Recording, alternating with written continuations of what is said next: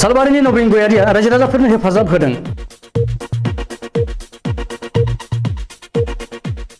बाक्सा जिल्लानि सालबारि ओनसोलाव बयजोंबो मिथिजानाय सासे समाज सिबियारि लोगोसे सेन्ट जेभियार इंलिश फरायसालिनि बिगोमा नबीन गयारिया बिटिसिनि 24 नं सालबारि बियाबनि गोबां ओनसोलाव जानाय दैबाना समाव गोबां रायजो राजाफोरखौ खौरां लानानै मदद होबोदोंमोन।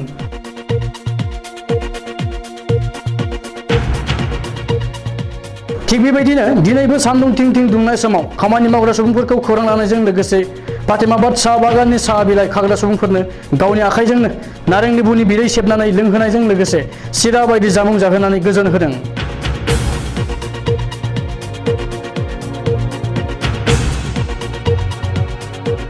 समाज सिबियारि नबीन गयारिया फोरमायोदि सालबारि महकुमानि गोबां ओनसोलाव माखासे रायजो राजाफोरनो गावनि रां खरसा खालामनानै मदद होबोदों आरो खायसे सुबुंफोरनो गानग्रा जि जाग्रा मुवा बेसाद बायदि रानबोदों। लोगोसे हाजासिम सम सम बेबायदिनो रायजो राजाफोरखौ मदद होलांबाय थागोन होननानै फोरमायो।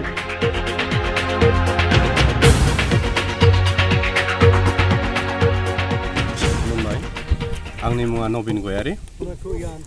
आङो दिनैनि जोबोद गरम बोथोरखौ नायनानै दिनैनिफ्राय सप्तासेसो जोंनि बे एरियायाव अखा थोबसेबो हायाखै।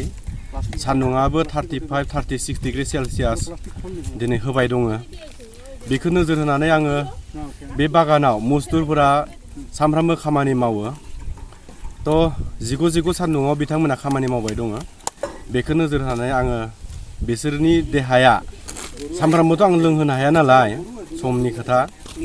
बिसोरनि देहाया जाहाथे थाजिम जायो बेखौ नोजोर होनानै आङो दिनै सिंग्रा थरसे आरो मा होनो बेखौ कुसुरि सिंग्रा बेबायदि आरोना आरो सरबतखौ आंनि आखाइजोंनो बानायनानै आं लोंहोबाय।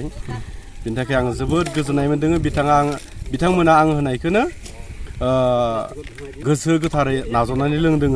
बिनि थाखाय आं जोबोद गोजोननाय मोन्दों आरो नङा आङो बे जायगायावल' नङा गुबुन जायगायावबो आं होबाय थायो। दिनैसो नोंथांमोना नुदो जानो हागौ, खिन्थु आङो बेबायदि ससियेल मिडियाफोराव फैफेराखै। सिं आङो होखुमाबायानो थायो आरो सोरि गामिफोराव बर' गामिफोराव आङो बहुद गामियावनो हाबबाय थायो। गस्ला होनानै गांसे गस्ला होनानै बा जि होनानै आङो बुरै बोराइफोरखौ खुलुमो आरो मोनफ्रोमबो बोसोरावनो बैसागो मागो। आङो बर' हारिनि थाखाय आं बायदि जाथारनांगौ बेखौ आं बुंनो साना। आङो सासे बेक्ति आङो बयखौबो अननो लुबैयो। बेबायदिनो आङो दिनै होनो फैदों। बयखौबो अननायनि थाखाय आङो दिनै सर्ब होनो फैदों। बिनि अनगायैबो आङो दाख्लैबावबो ईदनि असिला लानानै आङो एसे जाग्रा मुवा बेसाद ओरै होना फैदों आरो। आंनि टारगेटआ जेबो गैया, जेबो आंहा लुबैनायबो गैया। आङो बोरसो नांगौ आरो आंनो बोर थांना थानो थाखाय आंनो सुखु गोजोन नांगौ।